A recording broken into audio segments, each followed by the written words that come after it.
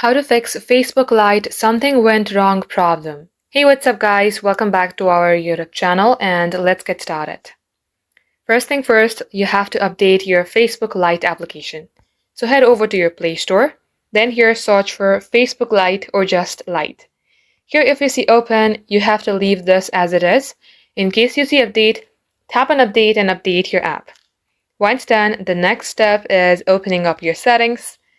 Here scroll all the way below, then tap on apps. From here again, search for Facebook Lite. Under here, you will see storage. Tap onto it, then tap on clear cache. Once you do so, if you remember your credentials like your Facebook password or username, you can tap on this clear data and clear the data as well. Come back onto app info page, then tap on force stop, then OK. And once you do all that, close this. Restart your device and see if this fixes your problem or not. If it's still not working, then you have to reinstall this application after uninstalling it.